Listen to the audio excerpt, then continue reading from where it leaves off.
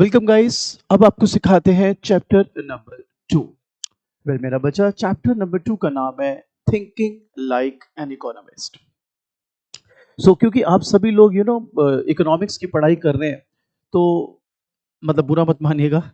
बहुत सारे लोगों में हमने ये टेंडेंसी देखी है कि थोड़े से चार शब्द इकोनॉमिक्स के वो टर्म्स सीख लेते हैं एंड एवरीबडी थिंक्स लाइक वो इकोनॉमिस्ट बन गए। कुछ लोग तो अपने आप को इकोनॉमिस्ट बोलते भी हैं। आप खुद डिसाइड करिएगा कि जो लोग अपने आप को इकोनॉमिस्ट बोलते हैं वो इकोनॉमिस्ट कहलाने लायक हैं या नहीं। आप ये चैप्टर करने के बाद काफी हद तक इसको सीख सकते हैं। So I am not at all saying I am an economist. I am not also saying I am an economics teacher. What I would rather say is I am a student of economics. क्योंकि ये इतना vast subject है मेरा बच्चा। आपको लगता है खाली माइक्रो एंड मैक्रो होगा, नहीं बेटा, 50 से ऊपर फील्ड्स होती है इकोनॉमिक्स की। आप अपने इकोनॉमिक्स ऑनर्स में आगे international economics, labour economics, public economics, economic history, international economics and so on, बहुत सारे टाइप के इकोनॉमिक्स पढ़ेंगे। सो हम नहीं कह सकते कि हम सारी जानकारी रख सकते हैं। तो we are a student of economics. Anyways, start करते हैं। तो चैप्टर का नाम है थिंकिंग लाइक एन इकोनॉमिस्ट।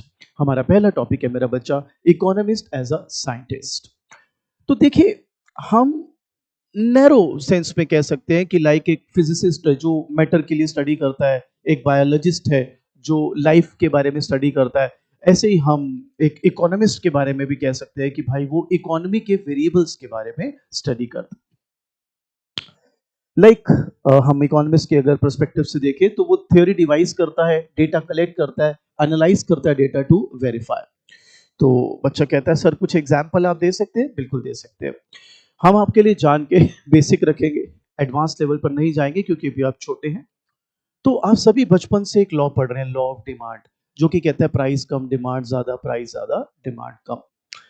तो मेरा बच्चा, ये जो लॉ बना so called, don't you people think इसकी जो थ्योरी बनी होगी, ये जो लॉ बना होगा, इससे पहले इसको खूब तरीके से डेटा कलेक्ट किया गया होगा, इसके बारे में एनालाइज किया होगा इसके बारे में, एंड देन वो अपने कंक्लूजन पर पहुंचे होंगे कि यार ये तो हो रहा है कि प्राइस कम होता है तो डिमांड बढ़ जाती है लोगों के द्वारा, और प्राइस बढ़ता है तो डिमांड कम हो जाती है। सो इकोनॉमिस्ट क्या करते हैं? पहले डेटा कलेक्ट करते हैं खूब सारा, फिर उसको एनालाइज करते हैं अलग अलग सिचुएशंस में, एंड देन फिर कंक्लूजन निकालते हैं। इन अदर वर्ड्स वेरीफाई करते हैं वेदर जो वो सोच रहे हैं वैसा एक्चुअल में हुआ या नहीं। सो theory of demand is not कि आपने कुछ काल्पनिक देख लिया या आपने कुछ इमेजिनरी सोच लिया या खुद से ऐसा सोच लिया कि ओके प्राइस कम होगा तो डिमांड बढ़नी ही चाहिए। No no no, it must have been verified, it must have been backed up with lot of data. आगे हमने देखा कि इकोनॉमिस्ट जो है वो क्या काम कर रहा है, वो इकोनॉमी के और उसके वेरिएबल्स के बारे में बात करता है। Most people still will not agree, specially अगर आपकी फैमिली में कोई डॉक्टर वगैरह है या कोई साइंटिस्ट वगैरह हैं, तो वो बोलेंगे economist, you are comparing them with us. नहीं नहीं नहीं नहीं, ऐसा नहीं है। मैं ये तो नहीं कह रहा वो गलत है, पर मैं ये भी नहीं कह रहा वो सही है।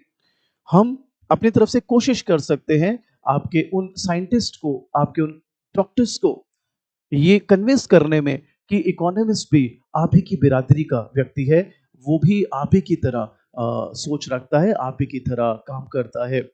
So let's try and convince them.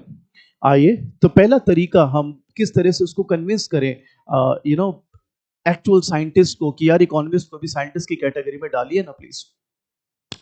पहला हमने एक न्यूटन का एग्जाम्पल लिया। भाई न्यूटन का एग्जाम्पल तो हर किसी को मालूम है। तो न्यूटन ने ऑब्जर्व किया कि यार फॉलिंग एप्पल है, और फिर थ्योरी ऑफ ग्रेविटी बना दी, राइट। अब यही थ्योरी एंड ऑब्जर्वेशन इकोनॉमिक्स में भी अकर होती है।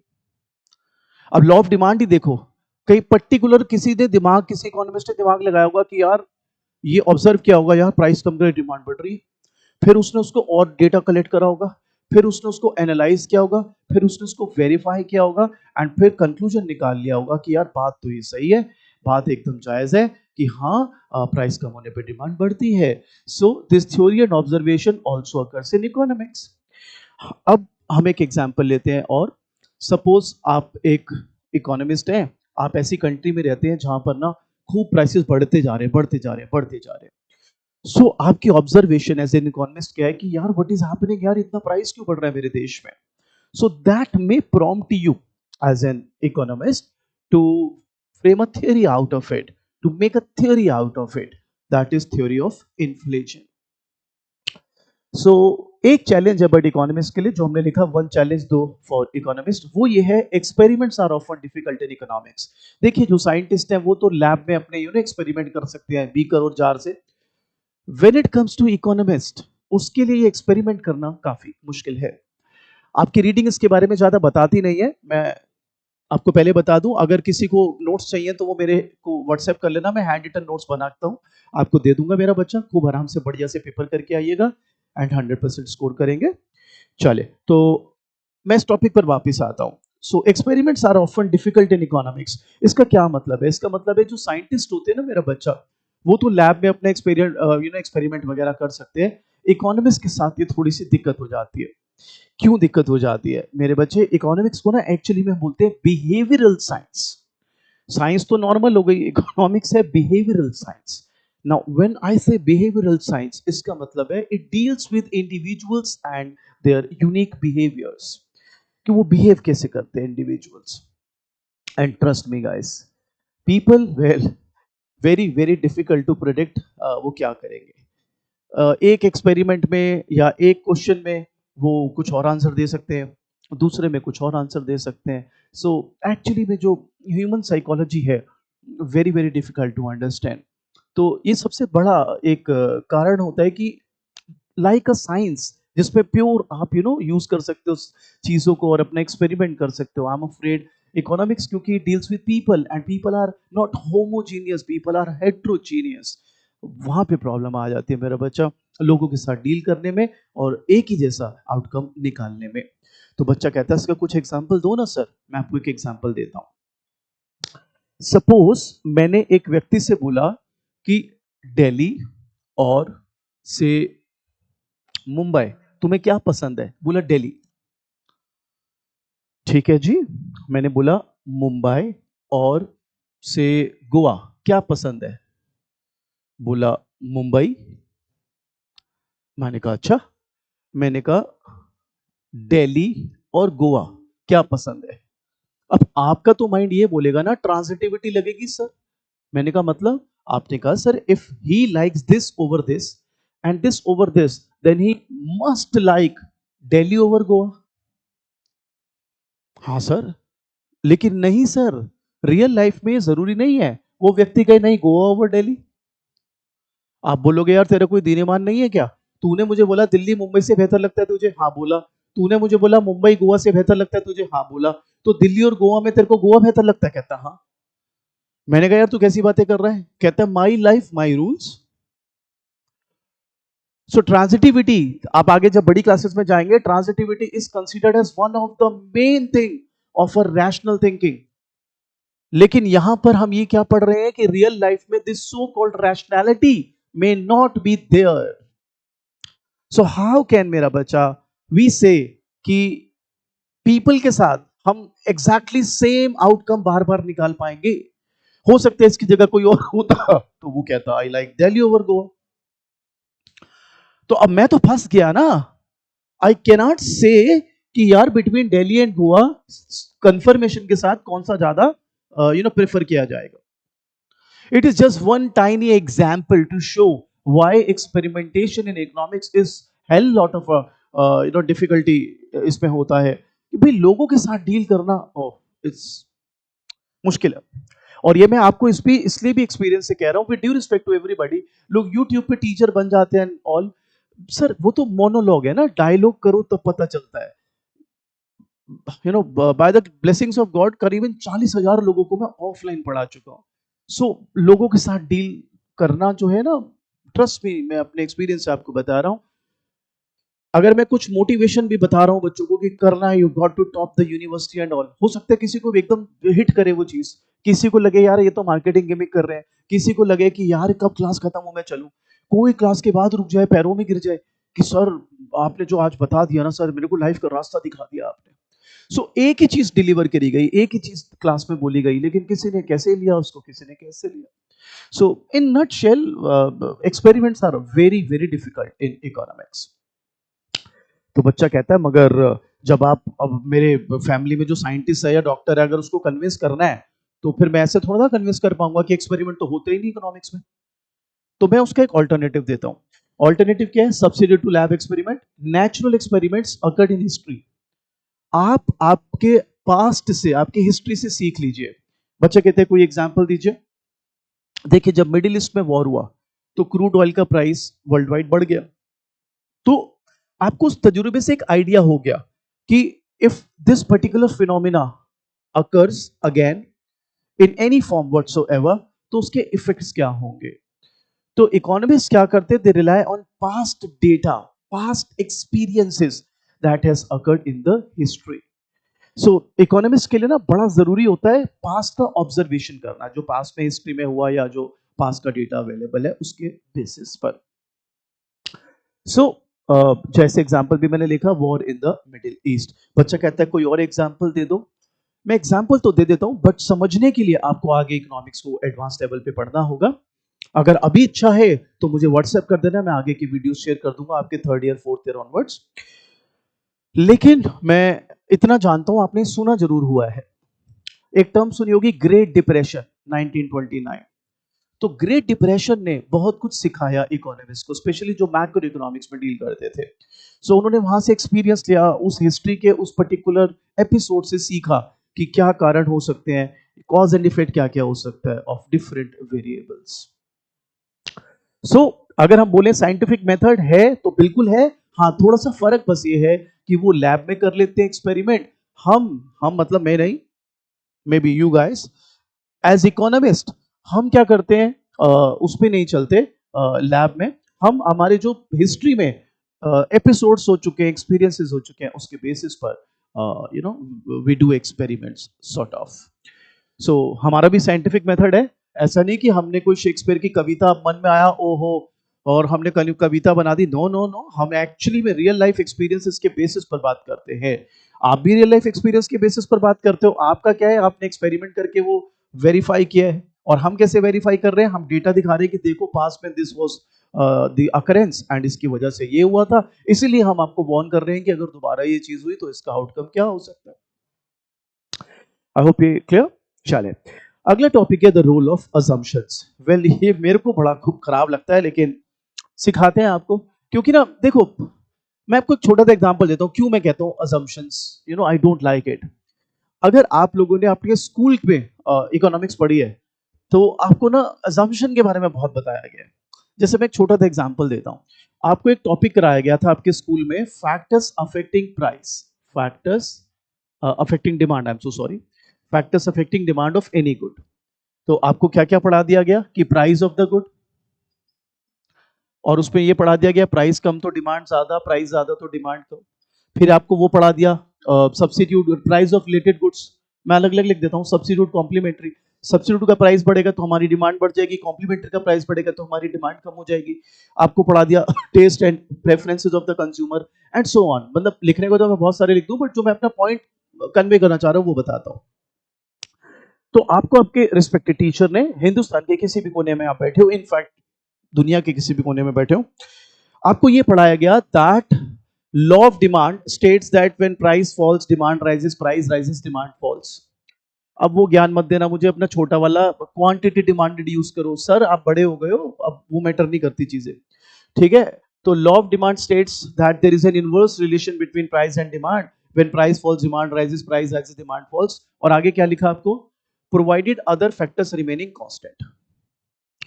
अब आप किताब खोल के देख रहे हो यार, इसका क्या मतलब है अदर फैक्टर रिमेनिंग कांस्टेंट, या टीचर से पूछ रहे हो अदर फैक्टर रिमेनिंग कांस्टेंट क्यों है। तो आपके टीचर ने, रिस्पेक्टेड टीचर ने आपको ये जवाब दिया कि भाई ये बाकी फैक्टर्स को कांस्टेंट रखो, मतलब लॉ ऑफ डिमांड करते हुए इनको कंसीडर मत करो। आपने पूछा उनसे भाई क्यों ना कंसीडर करें, तो उनका जवाब था अजम्पशन है।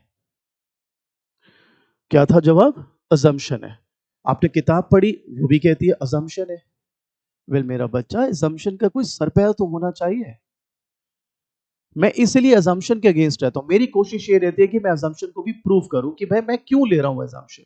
If I can you know convince you कि भाई अजम्पशन लेना जरूरी है यहां पर, तो ही आपको अजम्पशन लेना चाहिए।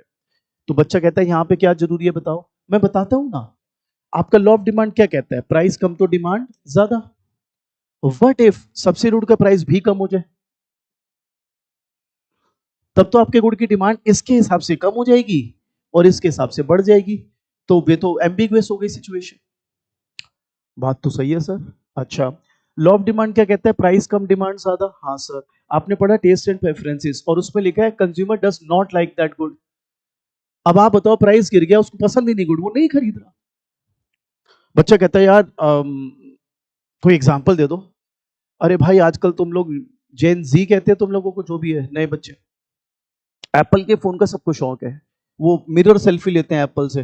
भाई किसी का मैंने वो नहीं देखा मिरर सेल्फी, वो लावा मोबाइल से पीछे लावा लिखा। मैं लावा मोबाइल सस्ता दे रहा हूँ। लॉ ऑफ डिमांड क्या कहता है? डिमांड बढ़ेगी। लेकिन टेस्ट एंड प्रेफरेंस क्या कहता है? I don't like that good, भैया सस्ता करो, मेरे को नहीं खरीदना लावा मोबाइल। अरे जाओ सर, मेरे को नहीं चाहिए। So that's why I have to keep these factors constant, because अगर मैं इनको भी इसके साथ कंसिडर करूंगा तो जो मेरा मेन चीज है, that's law of demand, that may not operate. ये पॉइंट है। और फिर आपको पता नहीं क्या क्या ज्ञान दे दिया जाता है, assumption means ceteris paribus and all. तो कभी आराम से आपको ऐसे कभी कोई सवाल आ जाए दिमाग में, तो काफी साल हो गए मेरे को काम करते हुए, मेरे को इन चीजों में बड़ा मजा आता है। तो आपको कभी भी आपके स्कूल लाइफ से लेके अभी तक कभी भी कोई दिक्कत आ जाए तो आप प्लीज मेरे को, I am just a WhatsApp away. बड़े सारे टीचर हैं, मैं अभी आपको, मैं कॉलेज के नाम नहीं बोल रहा, दिल्ली यूनिवर्सिटी के almost most of the colleges if not all, मेरे पढ़ाए हुए बच्चे वो पढ़ा रहे हैं। कोई असिस्टेंट प्रोफेसर है, कोई परमानेंट है, मतलब मेन लग गया, बहुत सारे। अब कई बच्चे कहते हैं आप आपसे पढ़े हुए तो ऐसे कैसे? भाई मैं 20 साल में जब उम्र थी मेरी तो तब से पढ़ा रहा हूँ, अभी 44 साल का हूँ, काम करते हुए तो समय हो ही गया है ना। आई स्टार्टेड अर्ली ना मेरे भाई। और किसी का नाम मैं इसलिए नहीं ले रहा क्योंकि वो उनकी मेहनत है, मैं क्यों क्रेडिट लूं उस बात का। मैं सिर्फ आपको ये बताना चाह रहा हूँ कि अच्छा लगता है ना जब आपसे पढ़ा हुआ कोई बच्चा तरक्की करता है। कितने लोग लंदन स्कूल ऑफ इकोनॉमिक्स गए, डीएसई कितने गए। तो इट्स अ हम्बल रिक्वेस्ट कि आपके मन में डाउट नहीं रहना चाहिए। कोई भी सवाल हो आपके दिमाग में, सर ये चीज मेरे को बचपन से अटक रही है, सर ये क्या है, तो I try my level best to clear that. So आते हैं जी वापस टॉपिक पर, रोल ऑफ अजम्पशंस। तो हम ज्यादातर चीजों में अजम्पशन क्यों लेते हैं? तो कहता है to simplify the complex world situation like assuming two goods और two countries, first we learn the basics and then apply in real world. तो एक बार मैं, क्योंकि अभी आप छोटे हो तो मैं कंट्री वाला एग्जांपल ले ही नहीं रहा, मैं दो गुड्स का एग्जांपल ले लेता हूं।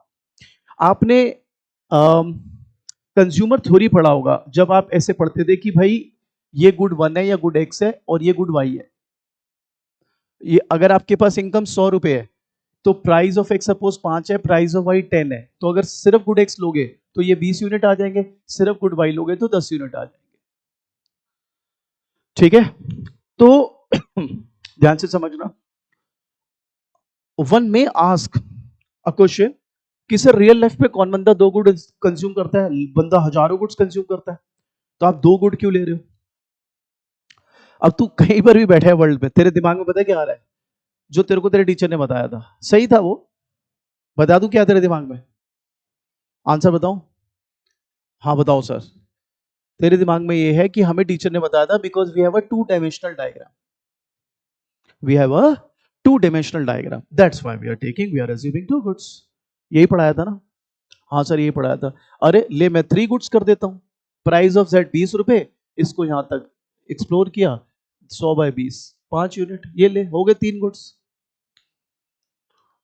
तेरी असम्पशन का तो मैंने हवा निकाल दी। 2 गुड्स इसलिए लेते हैं क्योंकि we have got a 2 dimensional diagram, मत ले 2 डायमेंशनल डायग्राम, ले ले 3 डायमेंशनल डायग्राम, क्या दिक्कत है? सो पॉइंट वो नहीं है, पॉइंट ये है कि assumption मैं इसलिए ले रहा हूं because I just want to focus on the basics. First I should get my basics right and then obviously I can explore the real world situation. एक बात बताओ, नई नई साइकिल सीखते हो, नई नई बाइक सीखते हो, नई नई गाड़ी सीखते हो, तो सीधा मेन रोड पे थोड़ा ना छोड़ दूंगा तुम्हें, पहले खाली मैदान में सिखाऊंगा ना। खाली मैदान में सीख गए क्या होता है, कैसे होता है, कैसे जब आपको वो आ गई चीज, फिर रियल वर्ल्ड सिचुएशन में आपको आसानी रहेगी उसको समझने में, क्योंकि आपको इन एंड आउट तो पता चल गया ना जो चीज आप करने लगे। I hope that is clear. अब हम बात करते हैं इकोनॉमिक मॉडल्स की। तो जो पहला मॉडल है वो है सर्कुलर फ्लो ऑफ इनकम। तो मैं पहले वो सर्कुलर फ्लो ऑफ इनकम बना देता हूं जो आप एकस्टम्ड हो, स्पेशली वो लोग जिन्होंने अपने स्कूल में इकोनॉमिक्स पढ़ी है। और फिर वो बनाऊंगा जो आपकी ये रीडिंग बनाती है, और फिर हम दोनों को कोरिलेट करेंगे। हालांकि मैं पिछला ना भी बनाऊं, सिर्फ आपकी रीडिंग वाला बना दूं तो काम चल जाएगा, लेकिन मेरा मन नहीं मानेगा। मैं चाहता हूं आप जो कर आ रहे हो और जो ये है उसको, उसके बीच के पुल को बांधे, आप उसका कवरेज करें। तो ठीक है जी, फिर आपको सिखाते हैं अगला टॉपिक।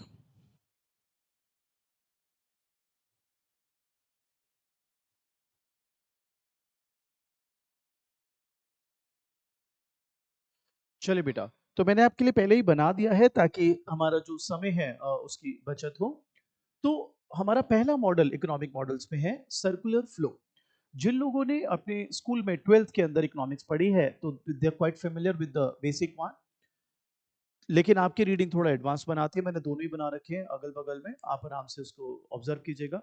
और जिन लोगों को फर्स्ट टाइम कर रहे हैं economics, please don't lose heart, अब मैं कोशिश करता हूँ बिल्कुल बेसिक से सिखाता हूँ आपको। तो सर्कुलर फ्लो जो बच्चे स्कूल में पढ़ते हैं वो ये वाला है, ये बेसिक वन। तो आइए पहले बेसिक वन की बात कर लेते हैं। हम ये मान के चलेंगे कि आपकी इकोनॉमी में सिर्फ दो सेक्टर्स हैं, और वो दो सेक्टर्स है मेरे बच्चों, हाउस होल्ड एंड फर्म्स। ठीक है, अब सवाल उठता है हम इनको स्प्लिट क्यों कर रहे हैं और ये क्या मायने रखते हैं house hold and firms.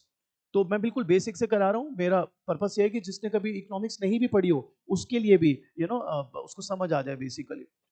So let's see. देखिए, हाउस होल्ड्स भी डिमांड करते हैं गुड्स एंड सर्विसेज को, फर्म्स भी डिमांड करते हैं गुड्स एंड सर्विसेज को, but there purpose that is different. मैं एक एग्जांपल देता हूँ। सपोज आपने एक फ्रिज लिया, तो आपका एज अ हाउस होल्ड, तो एज अ कंज्यूमर, तो आपका पर्पस क्या है? सर मैं घर पे रखूंगा, उसका इस्तेमाल करूंगा। लेकिन अगर वही कोई हलवाई ले, स्वीट शॉप वाला ले, तो उसका पर्पस क्या है? उसमें वो माल रखेगा, आगे बेचेगा। सो फ्रिज वही है लेकिन पर्पस अलग है। और एग्जांपल ले लेते हैं। सपोज आपने एक कार ली एज अ कंज्यूमर, तो आप खुद ही कंज्यूम करोगे ना, ये थोड़ा ना रेड लाइट पे सवारियां बिठाओगे उस पर। लेकिन अगर किसी ने कोई नो टैक्सी ड्राइवर है, उसने कार ली, तो डोंट यू थिंक फिर उसका पर्पस अलग है। कार सेम हो सकती है, लाइक आपने भी स्विफ्ट डिजायर खरीदी, उसने भी स्विफ्ट डिजायर खरीदी। मुझे वो ज्ञान मत देना कि वो उसमें वो वाला क्या बोलते हैं कमर्शियल लाइसेंस है, वो तो अलग बात है, गाड़ी तो सेम है ना। नंबर प्लेट ही तो पीली से हो गई, बस सफेद से पीली। ठीक है, तो गाड़ी तो सेम है ना, बट पर्पस अलग हो जाता है। सो हम यहाँ पर दो सेक्टर्स मानते हैं, हाउस होल्ड और फार्म्स। सो मैंने यहाँ पे कुछ आपको बताया। हाउस होल्ड फर्म्स को क्या प्रोवाइड करता है? Factor services. भाई देखो, ये हाउस होल्ड ही तो वहां पे जाके चपरासी का काम करेंगे, पीएन का काम करेंगे, यू नो क्या बोलते हैं, सेक्रेटरी का काम करेंगे, मैनेजर का काम करेंगे। अच्छा, और किसी प्रकार की फैक्टर सर्विस? बिल्कुल। देखिए फर्म्स क्या है, जो दुकानें चल रही हैं, जो ऑफिस चल रहे हैं, वो भी तो फर्म्स ही है ना सारी। तो हो सकता है एक हाउस होल्ड है, उसका अपना कोई खाली बिल्डिंग पड़ा है, उसने किराए पे दे दिया, तो वो factor services in that sense firms को प्रोवाइड करेगा। ठीक है, बदले में फर्म्स क्या करेंगी? Factor payment. आप लैंड दोगे तो रेंट ले लोगे, आप अपने लेबर दोगे आपको वेजेस मिल जाएगा, आप कैपिटल दोगे आपको इंटरेस्ट मिल जाएगा। सर हम फर्म्स को कैसे कैपिटल दे सकते हैं? आप बैंक में जमा करेंगे, बैंक से वो लोग बोरो करेंगे, बैंक आपको ब्याज देगा। इसके अंदर फाइनेंशियल सेक्टर भी बनाया जा सकता है, बट मैं I am trying to keep it basic क्योंकि आपकी रीडिंग बेसिक बनाती है। अब बात करते हैं फर्म्स क्या करते हैं। फर्म्स इनको प्रोवाइड करते हैं गुड्स एंड सर्विसेज। ये जो मैं मार्कर यूज कर रहा हूँ, ये जो मैंने घड़ी पहनी है, जो मैंने टी शर्ट पहनी है, ये जो बोर्ड है, ये सब फर्म्स ने तो दिया है मेरा बच्चा। ठीक है, और हाउस होल्ड बदले में कंजम्पशन एक्सपेंडिचर करता है, हाउस होल्ड उस गुड्स एंड सर्विसेज के बदले में क्या करता है? पेमेंट। तो यहां पर मैंने आपके लिए कुछ लिखा है, ये बेसिक है सर्कुलर फ्लो, आपको पेपर में ये वाला बनाना है। ये सिर्फ मैं इसलिए बना रहा हूं कि आपको पहले वाले से, जो आपने जब छोटे थे तब पढ़ा था, तो वहां से आपको कंपैरिजन करने में सुविधा रहे। सो इनर लूप है ये वाला मेरा बेटा, जहां है फैक्टर सर्विस और गुड्स एंड सर्विसेज, इसको बोलते हैं real flow. Outer loop factor payment, consumption expenditure, पैसे की बात हो रही है, तो आउटर लूप को क्या कहते हैं? Money flow. अब जो आपकी रीडिंग बनाती है सर्कुलर फ्लो, उसकी बात कर लेते हैं। Again firms, firms, house hold, ये थोड़ा सा एक तरह से पॉलिश्ड वर्जन है। फर्म्स क्या करती हैं? They produce and sell goods and services, they hire factors of production. तो यहां पर भी तो वही हुआ, हाउस होल्ड ने फैक्टर सर्विसेज दी थी और इन्होंने गुड्स एंड सर्विसेज बनाए थे। हाउस होल्ड क्या करते हैं जी? They consume goods and services and own and sell factors of production. तो अगेन इन्होंने तो फैक्टर सर्विस प्रोवाइड करी थी और गुड्स एंड सर्विसेज कंज्यूम किए थे। तो सर इसमें अलग क्या है? अलग बताता हूँ ना। इसमें देखो, यहाँ पे एक मार्केट बनी है, market for goods and services और market for factors of production. Before you get into the details, आप बताओ market for goods and services, goods and services कौन बेचेगा? Sir firms. कौन खरीदेगा? Households. ये लीजिए, firms are selling, households are buying. अच्छा जी, markets for factors of production, कौन जाके वहां पे चपरासी का काम करेगा, कौन जाके वहां पे यूरोपियन का काम करेगा, कौन अपना लैंड देगा फर्म्स को? सर सवाल क्या है? सवाल है कि फैक्टर्स ऑफ प्रोडक्शन ओन कौन करेगा? Sir house hold. खरीदेगा कौन? या रेंट पे हायर कौन करेगा? Sir firms. ये लो, हाउस होल्ड से फर्म्स बाय। ये बात क्लियर? अब इसी को थोड़ा सा हम खिला देते हैं आपको। House hold by, by what? ध्यान से समझेगा, बाय गुड्स एंड सर्विसेज। तो ये इन्होंने गुड्स एंड सर्विसेज सेल करा हाउस होल्ड को, ठीक है, और इन्होंने गुड्स एंड सर्विसेज बाय कर लिए। फर्म्स ने बेचा, इन्होंने बाय कर लिया। तो इनकी क्या हो गई? स्पेंडिंग। इनकी क्या हो गई? रेवेन्यू यानी इनकम। अब चलते हैं फैक्टर्स ऑफ प्रोडक्शन। तो भाई ध्यान लगाना है सबने, हायर करे फैक्टर्स ऑफ प्रोडक्शन तो इनके पास गए फैक्टर्स ऑफ प्रोडक्शन, ठीक है, और इन्होंने उसके बदले में क्या दे दिया? Wages, rent, interest and profit. अब इधर चलते हैं, हाउस होल्ड। भाई साहब इनके पास जो था लैंड, लेबर, कैपिटल, बेसिकली जो फैक्टर्स ऑफ प्रोडक्शन था, they have given that to the market, और बदले में उनसे हाउस होल्ड को सेल करने पे क्या मिल गई? इनकम। अब नोटिस करना बेटा, यहां पर भी तो जो आउटर लूप है, आउटर लूप है ये देखो, revenue, wages, rent, profit, income, spending, that outer loop is nothing but money flow. और इनर में क्या बात हो रहा है? Goods and services sold, goods and services bought, factors of production, land, labour, यहां पर बात हो रही है रियल फ्लो की। सो बेसिक बात क्या है? ये is like a old wine in a new bottle. बच्चा कहता है सर बना दिया चित्र वगैरह सब सही है, लेकिन मैं पेपर में क्या लिखूंगा? रीडिंग्स तो समझ आती नहीं। अरे मैंने ना पॉइंटर्स बना रखे हैं तेरे लिए भाई, पॉइंटर्स बना रखे हैं, तू सिर्फ मेरे को व्हाट्सएप कर, ये ले ले और बस खेल। पढ़ाई कब से टेंशन का सबब हो गया लाइफ में? और बहुत टेंशन है भाई, पढ़ाई की कोई टेंशन नहीं होनी चाहिए। लोग पीएचडी कर जाते हैं, तेरे को इकोनॉमिक्स फर्स्ट सेम नहीं हो रहा यार, कैसा आदमी है तू? कुछ भी नहीं है ये, ढंग से पढ़े। और जो लोग तुम्हें कहेंगे ना ये पैकेज ले लो, 50,000 की फीस है, 60,000 की फीस है, अरे भाई पढ़ाते क्या हो तुम उसके बदले में? कुछ भी नहीं है। यू आर सो टैलेंटेड, अगर तू इकोनॉमिक्स ऑनर्स डीयू में कर रहा है तो भाई तू कितने लाख लोगों को बीट करके आया है। तेरे लिए है क्या यार ये? तेरे को सिर्फ एक गाइडेंस चाहिए कि मेरे को करना क्या है, बस वो बताओ। दिमाग तेरे अंदर बहुत है भाई, मैं तेरे को ज्यादा कुछ नहीं सिखाऊंगा। मैं तो जो तेरी प्रॉब्लम्स है बस वो दूर करने बैठा हूं। और वो मैं ये नहीं कह रहा मेरे पास तेरे से ज्यादा दिमाग है, मेरे पास तेरे से ज्यादा एक्सपीरियंस है। मुझे पता है तू कहां फंसेगा, मुझे पता है उसको तेरे को निकालना कहां से, वहां से। बस ये हेल्प है मेरी। ये ज्ञान व्यान तो तुम खुद भी कर लोगे, ऐसा कुछ भी नहीं है। मेरा बस यहाँ पे ड्यूटी है कि आपको बताना कैसे करना है, और कहीं आप फंस जाओ तो वहां से बस निकाल देना आपको। सो आई होप ये क्लियर आपको। ये है हमारा पहला मॉडल, सर्कुलर फ्लो। अब अगला मॉडल भी है प्रोडक्शन पॉसिबिलिटी फ्रंटियर वगैरह, लेकिन वीडियो काफी लंबा हो जाएगा, तो वो हम आपको सेकंड पार्ट में कराते हैं। तो तब तक आप फर्स्ट पार्ट एंजॉय करें, और अगर आपको कोई भी डाउट है, नोट्स चाहिए, एनीथिंग यू वांट, ये नंबर है 9811439887।